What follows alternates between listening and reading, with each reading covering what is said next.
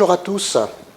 Ce mois de juin 2019 est marqué dans notre diocèse par cette belle fête de la Pentecôte que nous avons vécue le samedi 8 juin, veille de la Pentecôte, pour réfléchir à l'avenir de notre diocèse et prier l'Esprit Saint pour qu'il nous inspire dans ses voies afin que cet avenir de notre diocèse, nous puissions le vivre ensemble. Nous avons vécu une très belle journée, aussi bien ceux qui priaient avec nous et pour nous au sanctuaire Notre-Dame de Buglose, que toutes les personnes qui étaient rassemblées au berceau de Saint-Vincent de Paul, afin que nous ayons un retour de la synthèse qui a été faite par l'équipe de relecture de toutes les remontées à partir du questionnaire de ma lettre de rentrée témoignée de l'essentiel sur les 5 essentiels.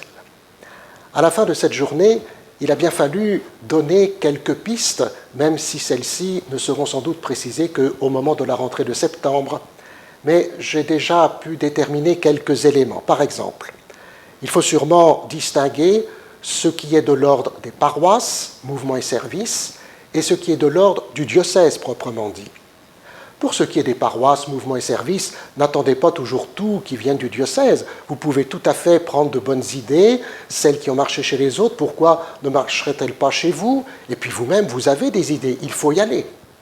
Pour ce qui est du diocèse, il y a d'une part la manière dont le diocèse lui-même pourra aider les initiatives qui naîtront des paroisses, mouvements, services sur les lieux, sur vos lieux de vie.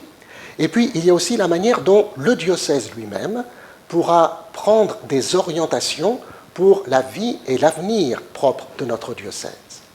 Et en ce sens, je pense qu'il faut dégager à la fois les thèmes qui ont été retenus ce samedi 8 juin, et puis la méthode que nous pourrons employer. Parmi les thèmes retenus, je vous en donne quelques-uns. Celui qui revient le plus souvent, c'est tout ce qui tourne autour du dimanche. La messe dominicale, sanctifier le dimanche, mais aussi le ministère des prêtres, ce qui fait une communauté, et pourquoi pas la réflexion sur les pôles missionnaires. D'autres points sont venus comme la pastorale des jeunes, la prière, la communication, la formation. Tous ces points devront bien sûr être développés, travaillés, pour voir comment cela permet à notre diocèse de continuer à marcher pour que sa mission puisse se réaliser dans les années qui viennent. Ça, ce sont les thèmes. Et puis, il y a la méthode. D'une certaine façon, avec ce questionnaire auquel plusieurs d'entre vous ont pu répondre tout au long de l'année, nous avons, si je puis exprimer ce mot, synodé, c'est-à-dire que nous avons déjà commencé à marcher ensemble. Nous allons donc continuer cette méthode synodale pour étudier ces thèmes en vue de décisions à prendre.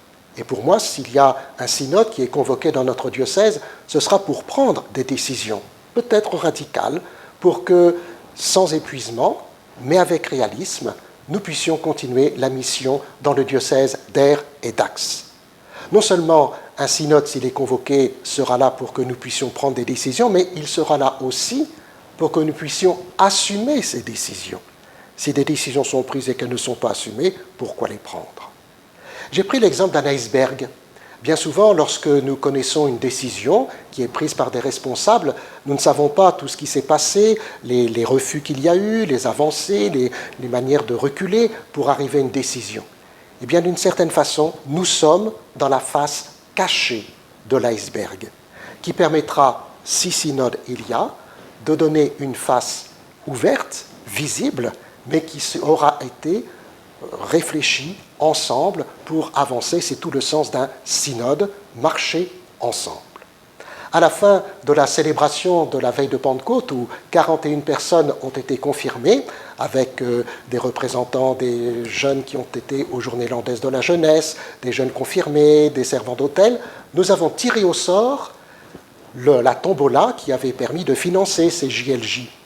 Et une voiture était le lot gagnant. Il y avait un seul gagnant qui était là. C'est une dame qui, en plus, était membre de la chorale diocésaine, donc elle s'est mise au service de notre assemblée, et elle n'avait pas elle-même de voiture. Vous voyez comment l'Esprit Saint fait bien les choses.